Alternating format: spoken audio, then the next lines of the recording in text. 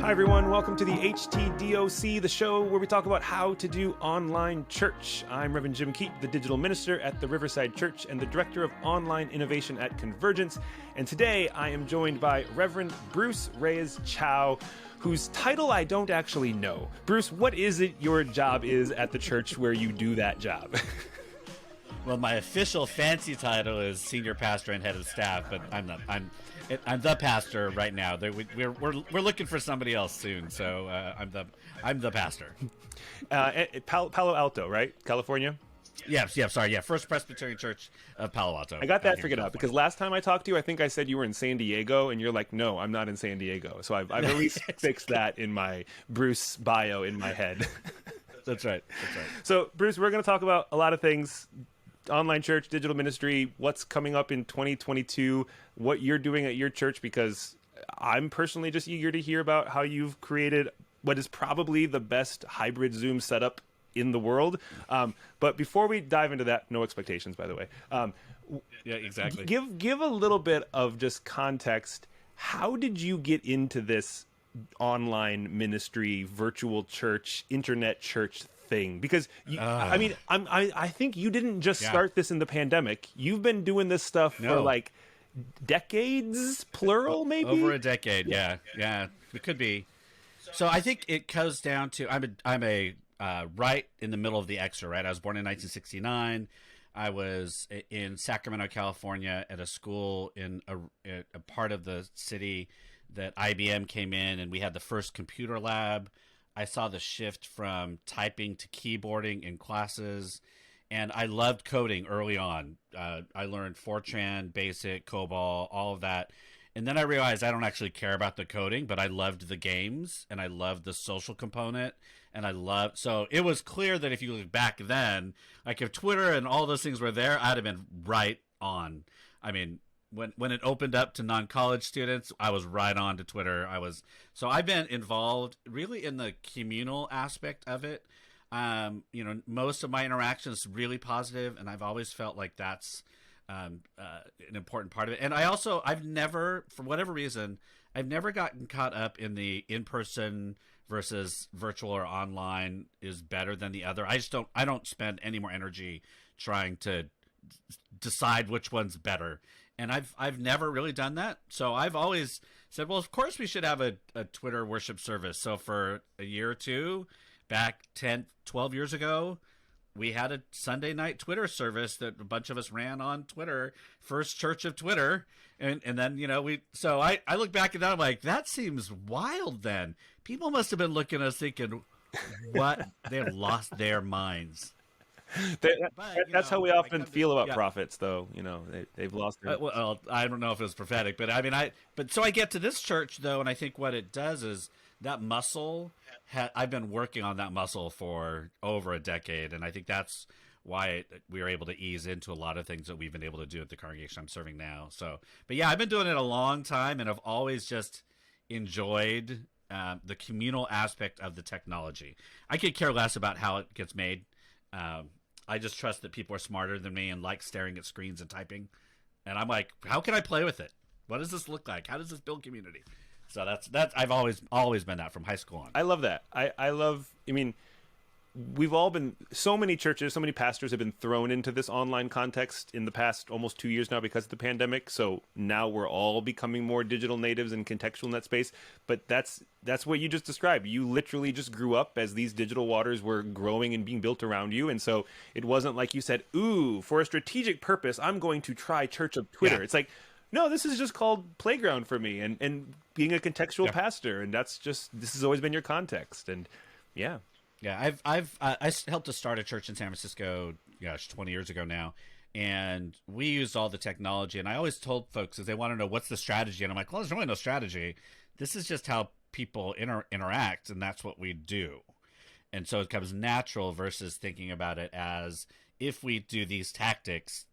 And I don't think we don't think about that, but as the primary focus to reach people, it's really difficult. And I think that's where we fall into those traps, right? Is that it becomes a costume we put on versus something that comes out of us internally. Yeah. So, and I know I know both you and I have drove people nuts, kind of thinking about expecting high expectations around the world about this. So, A little bit, yeah. but I love it. I love it. Well, even that point, I just want to that the sense that people often look at the digital thing, the online thing, as the tactic to reach new people, rather than just recognizing this is just a way to be where the people are. We're not using a tactic. Yeah. We're just trying to be present, which is the same as what ministry's always been. Granted, people often try to impose tactics Exactly. but we shouldn't. We should just be present where we are, be who we are, and be with the people we're around. And sometimes that just happens to be on Twitter or TikTok or wherever you are online.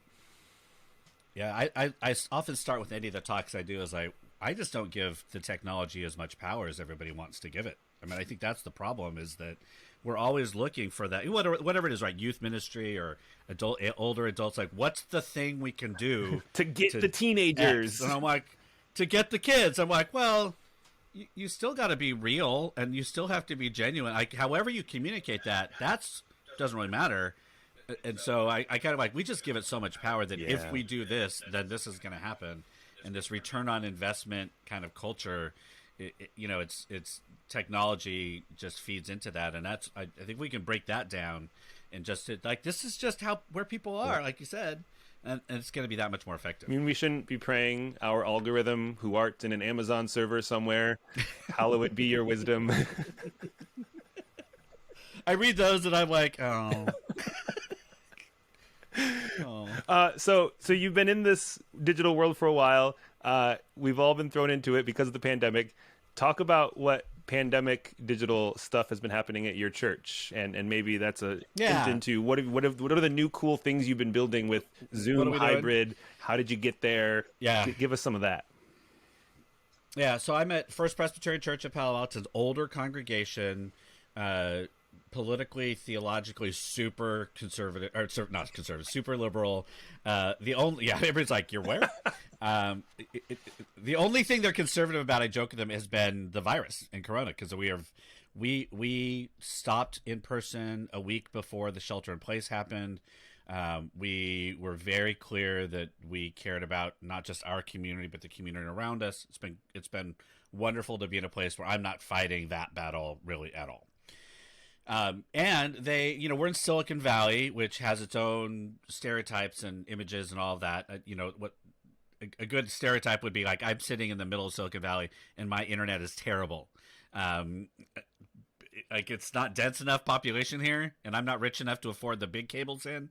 So, but it's kind of in the water here. So when we started talking about technology, folks were like, yeah, of course. And so I've always been, and this is when working with my denomination, the Presbyterian Church USA, helping folks work through this. I think one of the things that we do too often early on is like, ooh, now we have all these toys. Let's do everything. I call it tech vomiting. Like, we just like, wow, we have all this stuff. And and from the beginning, and I told everybody, we're just going to keep it simple. Just keep it simple and try to reimagine what we do in person and take advantage of the platform. And I think the difficulty people have had and why it's been so draining is that folks have tried to just replicate what happened on Sunday in person and just do it online in some form, which isn't any fun. No. Like, there's no imagination, there's no creativity. It's just frustrating because then it doesn't work, and you're like, why isn't this working? It used to work. We used to do this so well. Oh, now I hate technology. And people who are anti-technology, right, and people who already wanted to have a reason for us not to do this were like, see, we told you it's terrible. I'm like, well, yes, okay. But, I think one of the things that they didn't call me into this church to be the tech, digital ministry, creative person. I'm just the senior pastor. And so, but I had zero anxiety about this, right? I was like, all right, this is kind of fun. So we started tech deacons early on before all the retirement communities got shut down. Tech deacons went out into homes and got everybody set up and ready, and we did run-throughs ahead of time. We continued that ministry of tech deacon throughout so that we didn't burn people out. And there was a whole new group of people that got to get engaged in our worship. And then I was just tried to be, again, make it so, like sound people say, if you don't notice us, then we did a good job. I think in some ways, if you don't notice the technology, then you've done a good job. If it doesn't glitch too much, or you aren't trying to be like we decided early on, or I decided we're not pre-recording anything. That's not my vibe. I love the live. I love a little bit of the spirit moving. I love the glitches that make us feel real. And so we just created a new worship experience. Elements that certainly came from the in person. We moved to communion every Sunday. Our prayers of the people became even more vibrant. My preaching got to be much different. I mean, there was all kinds of stuff. So yeah, so we actually grew during this time and have sustained that growth. I know some people grew early on and then they had the in-person things, but we've really stuck and have people worship with us from all over, just like a lot of churches have experienced that. But that's been our experience. So we're a very small congregation. We're 90 in worship before the pandemic, and now we're averaging about 115, 120 now that we've kind of gone to a hybrid situation. So yeah, so I don't do anything new and cool. The new and cool thing I do is not have anxiety about it and not try to do too much and help people not freak out about technology, and that they can't. And some of it is telling people that you can't break the internet. Like you do not have the power to break the internet, and we'll be okay. And trust us. Like we'll get us through the end of this time. So now we're in this hybrid space, trying to figure out what that all looks like. I love all of that. I love the early jump on tech deacons. I love the way of making sure people aren't being burnt out. The low anxiety in a time when everyone's anxiety rises because of the world, and then new technology is anxious and all this, and reminding people you won't break the internet. I always tell people that too. It's like, if you want to try to figure this thing out, just click on it, see what happens. You're not going to break it. It's going to be okay. Just click it. Just try it. I promise. That's right. The worst thing that happens, it really is funny how people are like, yeah. If you end the meeting, maybe we have to just restart it, but okay, it's going to be fine. Yeah. It's fine. So exactly. So that's where you've been, and now I just really want to hear this period, but I think everyone does too. What is the hybrid setup that you've concocted in your space, and how does that all work? How does it happen? What's the experience? Yeah. So I tried to talk the church out of doing hybrid because it's so much work. It's so much work, and I think when I talk with other groups, I just say, it's okay to say no to hybrid. Like it is fine, because it's not going to be sustainable for every place. Not every community is going to be able to pull it off well. And, it's a lot of work. And so, it's a big risk. Our church was like, let's take something that was really good in person and something that's really good online. And is it still good if we put them together? Or does it just make both of them suck a little bit?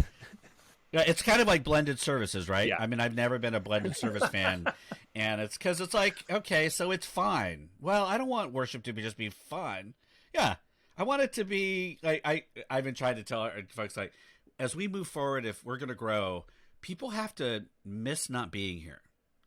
And if we just create a mediocre experience, then that's not compelling. In any case, so I did try to talk about it because I knew that I did not want to just stream. I did not just want to have people watch into a space. Now, I know that's fine for some, but the strength of our online experience has been the interactivity and using the platform and really having people kind of feel like you're in the same space.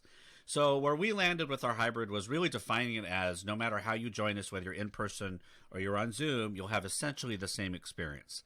There will be different things, obviously, but it'll change for the people who are in person. If they remember what it was like, it's going to change. And for our Zoom that we've been doing for 18 months, that's also going to change. And so we're kind of creating a new third space. The problem we have, like many churches, is our sound and technology was built well done, and this is a church that has some resources, well done for an organ and a choir where you don't have to mic the organ or the choir, and you have mics and you have a small little board, but you are not really thinking about zooming out, right? That was not so. So we know that the future is a big redo, but this is an older congregation who doesn't just want to plunk down thousands of dollars because Bruce has a cool idea. we want to think this. So I joke with them that it's kind of put together with tablets and duct tape, and that's not too far from the truth. But what we've done, we figured out the sound, because I actually think the sound from most sanctuaries to go out to Zoom is pretty easy to do once you just have somebody that understands signal flow. It's all I needed to know when our sound, and then we hired a part-time sound person who understood that, got our sound worked out. And we have basically 6 tablets put in various parts of the sanctuary, so that wherever you're standing to speak in the sanctuary, you kind of have a Zoom view for the people on Zoom. So we didn't do one camera at the back and try to zoom. We didn't get a PTZ and all those kind of things. We pan tilt zoom camera. We just decided we're going to try to create a Zoom experience for the people who are on Zoom from the people who are in the sanctuary. And we put on gallery as much as we can all the people who are on Zoom up on our screens so that they know they're there. We do a volleying back and forth with our prayer time. We've really tried to say, what's the third space now? Like, how do we not focus, make the in-person the penultimate space, or the ultimate space, or the Zoom space the ultimate space? So I will eventually, we always have a liturgist or the preacher off-site. So we're really trying to avoid having both of them on one platform. So I'll preach from my office at the church, once a month, so that I can hang out with people on Zoom afterwards. And our liturgists will, right now with Omicron, our liturgists are all staying home, which is fine. And so, so we tried to really create the third space, work with what we have. And when we can make a bigger commitment, we will do that. I mean, I think that's, again, we're not trying to be too fancy. Just like we spent a couple $1,000s on equipment and staff, and are trying to just make it feel as genuine as possible and as authentic to who we are as a congregation. Well, I love so much about that. The sense of, of the preacher liturgist, you always make sure they're split. That is just modeling some sense of, we're sharing these spaces. We're not giving privilege to one over the other. It's like, sorry, online people, you're always getting seconds. But explain, so the 6 tablets, are those, I'm guessing, are then cameras. So, and they're set up so, like, if I'm standing up to speak, I could be looking at a tablet, basically? Yes. So we've got them positioned where, so during the prayers of the people, they're looking right at the tablet, because they're so if you're in the sanctuary, you're looking at the tablet, so you're seen on Zoom. And then, so it's funny because they're facing towards the front of the sanctuary, but their big faces are up on the screens. So the people sitting in the pews are actually looking up at here when the person's actually just to the right of them, standing in the middle of the aisle. So it's a little funky, and we've, it's been interesting. At one point, our Zoom people said, Bruce, it looks like you're just looking at the people in the sanctuary. And I'm like, yeah, we got to figure. So the way the pulpits are built, and the way you can put cameras high enough or have them directed where it doesn't look like you're just looking at the people in the sanctuary only. We've stopped using our pulpit and our lectern, and now I'm down in the center, because it makes my eye contact both Zoom and the congregation who's there. And so that's an adjustment we made. We also made some adjustments around like how we go about calling on people and some other pieces, but we've really tried to make it so that I acknowledge the Zoom people. I do a thing for the Zoom. I'll look at the Zoom camera and say, for you Zoom folks, here's what you need to know about today. And then for you here's what you need to know. So the announcement's a little longer, but I think it's important to acknowledge. And then I say, and for the third space where we're all existing, here's what you need to know. So language is super important. So that, like you said, we don't privilege one space or over the other. But it's, it's taking some adjustment, but folks are like, we're doing pretty well. We'll take it. We'll see how it goes. I love, again, all of that. And I want to talk about eye contact in a minute, because that's my personal pet peeve that I bring up probably weekly at Riverside with our staff. But I love just that you have tablets for a lot of reasons, because you could get cameras, because a tablet means I'm always able to see the people on Zoom. Like, if I'm in the room, I'm able to see both crowds literally right there on Zoom and in the room. If it's just PTZ cameras, or any kind of camera, all I'm doing is looking into a robot, and I have to imagine the people behind the robot. But a tablet lets me always puts the people front and center everywhere. That's just a subtle thing that I think makes a big difference. The cool thing is you can have more camera angles. Yeah. So we actually, when we have an extra tablet, we put it on our organist's feet. Yes. Because we did that one time during Zoom, and people were like, "That's cool," and I'm like, "Okay." so yeah, like if we have an extra tablet that day, we're like, "Let's put it on Andy's feet," and so it'll, they get to watch. The people on Zoom get to watch Andy's feet. The people in the sanctuary don't get to have the same kind of experience. So I think it's an interesting dynamic of what, like, I've told people, you will not get the exact same experience. There's no way that's going to happen, but you can have similar experiences and meaningful experiences, and you can make it so that the online experience doesn't just feel like you're peeking in through the window watching everyone else do it. It's nice when the people online get something that's like, oh, I get the foot cam. That's kind of exclusive, because that's kind of cool. The people in the room, they get all the warm fuzzies of being with people in the room. That's always been a draw. Exactly. So yeah, that's good. Yeah. So well, the downside. Oh, good. Well, eye contact. I would say the downside is. Oh, okay. You go first. You go eye contact, and I'll talk about the downside of doing good online. Okay. Say how do you help other people leading worship, other people in your context? How do you help remind them, reinforce eye contact in this third space you're in? Because you have people on Zoom, people in the room. How do you manage, keep that in your mind, rewire all of the biology that's been evolved in us as humans to look at other people in the room? How do you do that? Yeah. Well, I think one of them was getting feedback, right? I mean, I think that was in all of this. While let's just be clear, it's not hard to be an expert in this in my denomination. So, and then if you draw it down to an older congregation, it's not that hard either. So, but at that same time, so I'm considered like the person who knows all this stuff. But we still got to get feedback, right? We still have to say, so how is this working? Is this like, are you hearing this? Am I looking? And so we do a evaluation pretty consistently. And one of them was just the angles of the cameras when we were trying to, again, I was trying to use the pulpit for the people in the sanctuary who missed having somebody in the pulpit. I'm like, well, that's not working for people, because if I have to raise the camera high enough where I can actually have contact and see what my face is looking like, then you all don't get to see me because that camera is super high. And so we just adjusted. We're like, okay, clearly this is not working for Zoom people, so let's look at here. And then so now when I scan, the tablet's not as because it's in the middle of the sanctuary, it's not blocking anybody's line of sight in the church. So we set it so that if I'm looking at the congregation, I'm actually looking right at somebody. It's almost like another person in the sanctuary, so that my training and where I look now is just, it's like the other person there.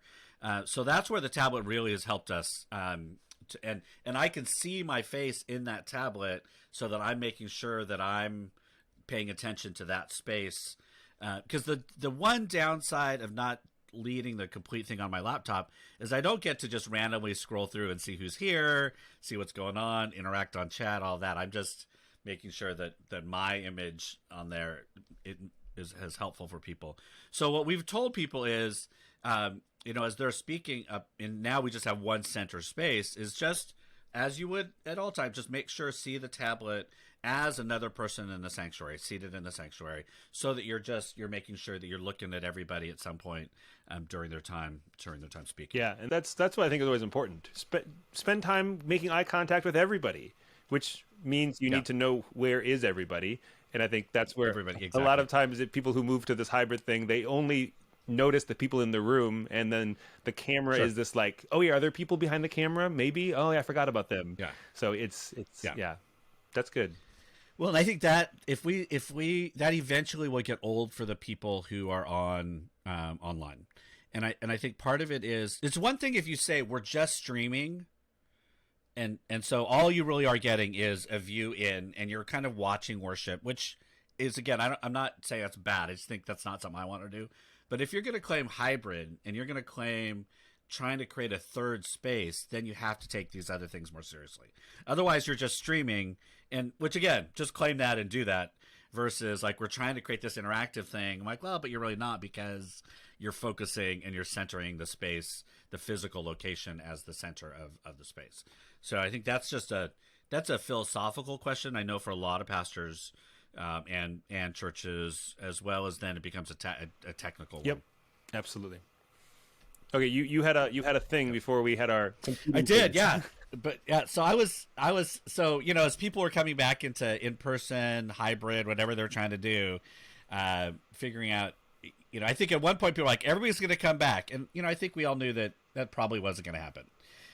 Either people are gone, like they've just left, or they were going to ease their way back to in person. Well, we had been hearing like 1/3, 2/3, and 1/3 in person, 2/3 online. And I told our folks, I'm like, let's not get our hopes up. Like, it's probably not. No, people aren't going to rush back. And I remember saying at a session meeting, which is our governing council, I said, we've done a pretty good job at creating a meaningful online worship experience. My guess is that people are going to come to church once a month in person and then stay the rest of the time at home, which means attendance is going to actually increase, but it's just going to be in different seats, right? You're going to be at the kitchen table or it's going to be the pews. And that's totally what's happened for us. We had 115-ish, about 100 to 115 in 3 weeks average since we started. And we had last week, we had 20 people on site. Wow. Yeah. And 13 of those had to be there. So that was staff, that was ushers, I mean, we happened to have a jazz band that day, so they were there. I mean, so we've had these conversations of, so when does it become not worth the amount of energy and time that we're putting in? And it's a hard call for us to say, well, we're going to stop because not enough of you are showing up. Because I don't actually want to encourage a lot of people to show up yet. Yeah, and that's the other part. So but we created a meaningful online experience, and our older folks are folks who are generally, are locked in a little bit more because of their physical abilities, are at church every Sunday now, and they weren't before. Oh yeah, and so it's it'll be very interesting. I'm like, we're like at 90-10 at this point, or 80-20, which. I think some of our folks are a little bit bothered by that. Like, really? Others are like, yeah, that's what I'm doing. I'm going to come once a month, hang out and see people. And then the rest of the time I'm rolling out of my bed and having my coffee and hanging out on Zoom. So, and that's so tough to predict, because we can say it's going to be this, we think it's going to be this, but until we just try it and see where and how people show up, you just don't know. Like, especially as the pandemic continues to be what it is, we haven't quite gotten to okay, we've made it. Now what's the new normal of future post-pandemic in-person online? We're still very much in, safety first mode. But it's that same sense. I don't know. I'm curious, what will the new normal for church experiences be? How will people choose to participate? Like in 3 years, in 4 years, what's it going to be? Because I'm guessing if in 3 or 4 years you have 90% of your people online and 10% in the physical space, it's going to make us drastically rethink those physical spaces. Like, we're going to rethink, why are we filling with heat or air conditioning for 10 people, and why are we using it which is, I think, a good question we should be asking anyway. But that's just that's a few years down the road. Maybe. No, I think you're absolutely. I mean, there are people that are already thinking like, so, like, why are we in this sanctuary that seats 250? I'm like, right now it's great, right? Everybody can spread out. You all get your own quadrant. You can do whatever you want. I mean, when there's only 7 extra people, you can sit wherever you want and it'll be fine. Like, we're not even singing with masks on, but I'm like, it's kind of like we're outside because there's only 7 people in here. But anyway, so I think you're right. I think as folks and everybody, the hard part, and I get it, is everybody just wants to be done, and like wants to say this is what we're doing and this is what's going to happen, and it's. The hardest part of pastoral leadership right now is saying we don't know. Like, we are not going to manage our way out of this and plan our way out of it. We just got to keep adjusting, and it's exhausting. And all of us are hitting this Omicron thing right now and trying to figure out what to do. One more time, trying to figure it out. So, well, since you just said we don't know what's coming next, let's talk about what you think is coming next. We are 2022, this new year ahead of us. We've been swimming, you've been swimming in these digital waters for quite a while. We've all been pushed into the deep end now for, 2 solid years or so, it seems. It seems a whole lot longer.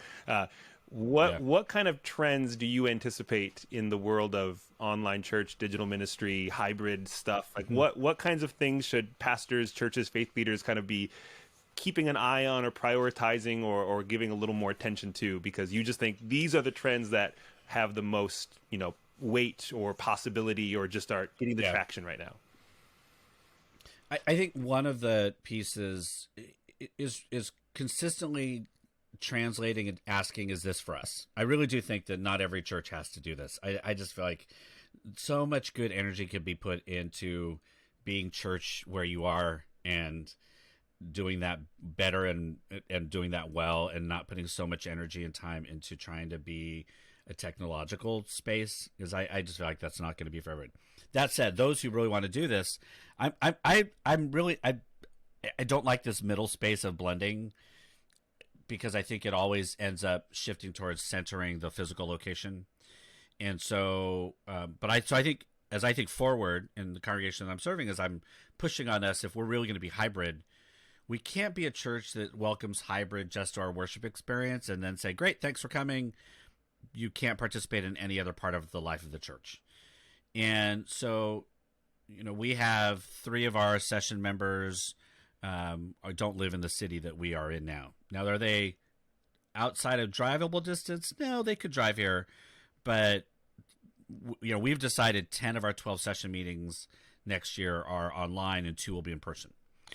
And because what I'm pushing us is to be like, well, if people are coming and are attending and participating at our small groups or our worship, and they live in another state, are we saying to them, you can come and participate, we'll take your money too, but we're never going to invite you into leadership here?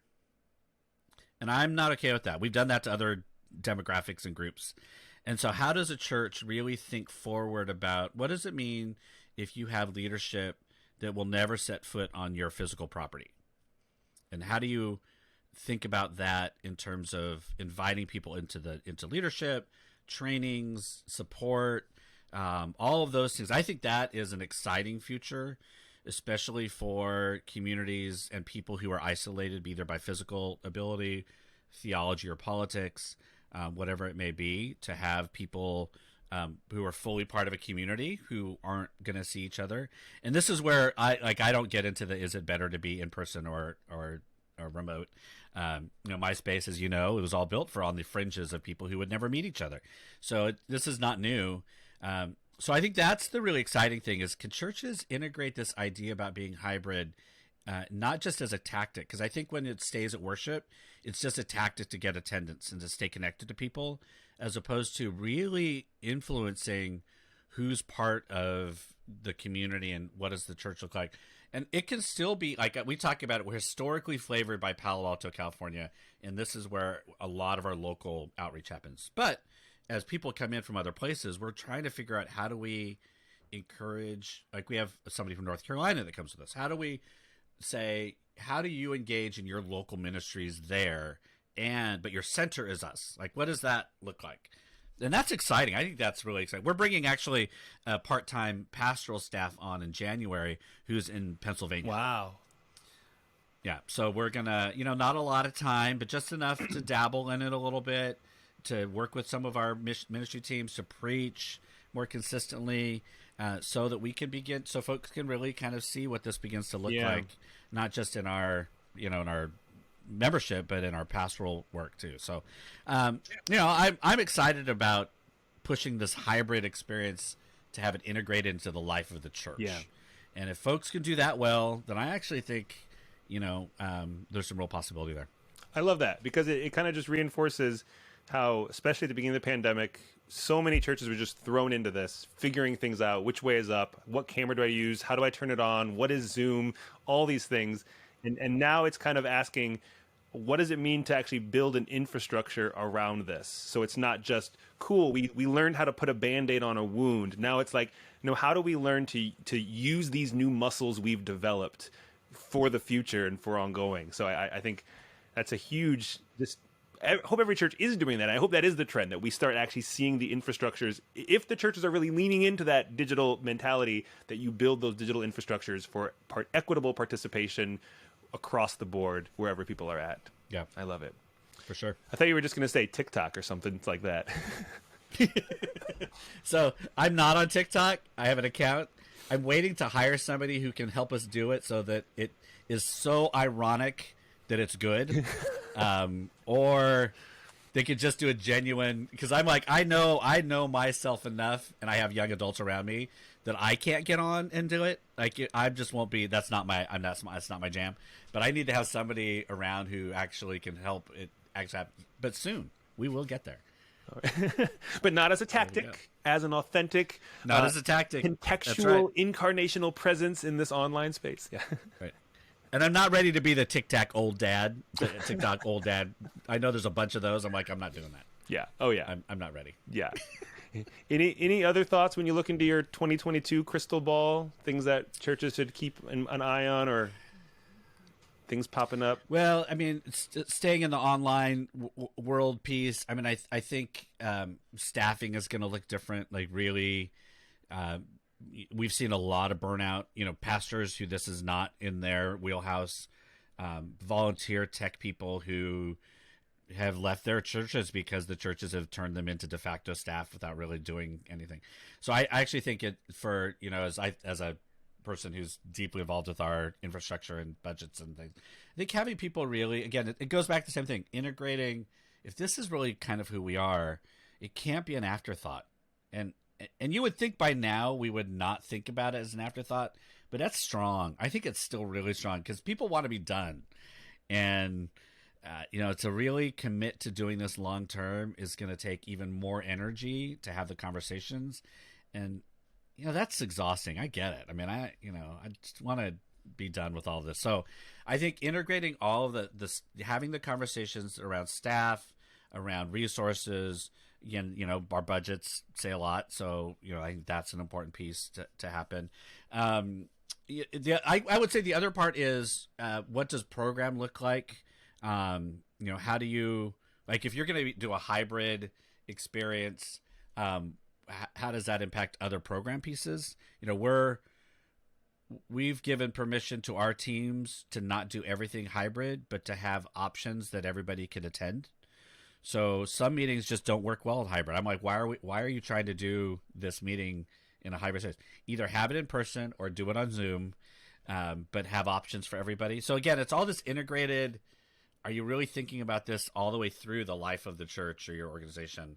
I think that's really where all of it is. I mean, there's lots of toys and gadgets out there that I like to do, but I think that for me, it's how integrated is it? How sustainable are we going to make it?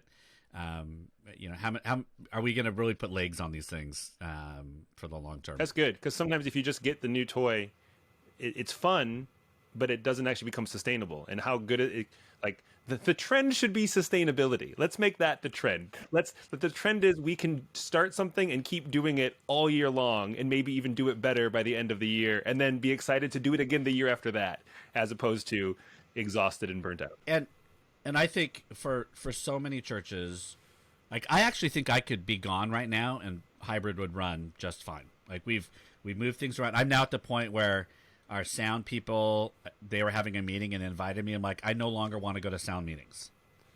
I don't care.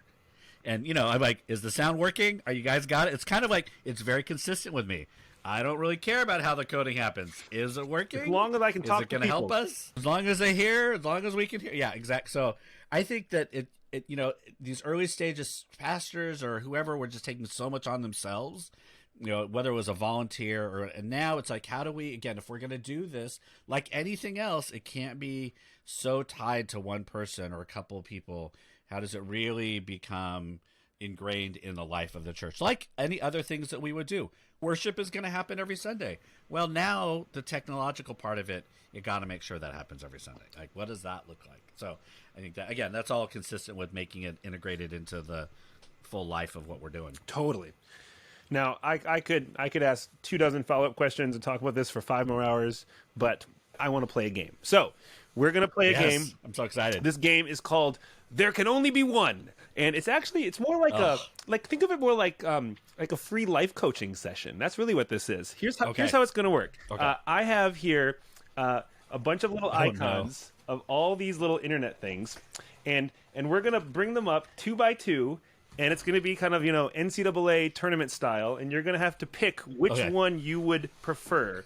There's no criteria, personal, ministry, just there can only be one. And at the end, we are going to have discovered the perfect online or social media platform for Bruce Reyes-Chow. Look at this. You didn't know you were going to get this little free internet life coaching session. I do this to people on my own podcast, so I love... I'm sure I'll go for it. I trust you. All right. So we're going to just pick... I'm going to pick 2, and we're going to see what happens. All right. Speaking of TikTok versus Clubhouse. Oh, well, TikTok, because I'm an Android person. Yet you're in Palo Alto. How does that work? Okay, Snapchat versus Slack. Slack. Oh, okay. Love Slack. WhatsApp versus Pinterest. God, I don't use any of them anymore. I'll go with WhatsApp. Okay. Ooh, Twitch versus LinkedIn. Ew. It's like a Rorschach test, really. I don't like either of those choices. LinkedIn. Maybe one. LinkedIn. All right. You said you didn't want to be on old dad TikTok, but you just. I know, but I'm headed to old man stuff. I can tell. YouTube or Facebook Messenger? Oh, YouTube. Yeah. Facebook Messenger will never win any of those. Ooh, I think I know the winner here. Tumblr versus Zoom. Zoom. We'll go Zoom. Yeah. That was a pretty much a no-brainer given everything you just talked about. Instagram versus Facebook. Well, that's a random pairing. That's Mark Zuckerberg's preciouses side by side. Well, Instagram, definitely. All right, and last first round matchup: Twitch versus Reddit.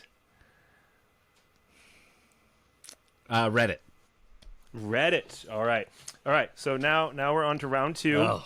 We're going to bring them all back, and they're going to do pairings against each other, and then we'll get down to the final 4 until we get to the ultimate Bruce Reyes-Chow online social media platform. So I can already think about the ones I don't want to get matched up. YouTube versus TikTok. Oh, YouTube. Okay. Yep. WhatsApp versus Instagram. Instagram. Okay. Zoom versus Slack. Oh, that's not cool.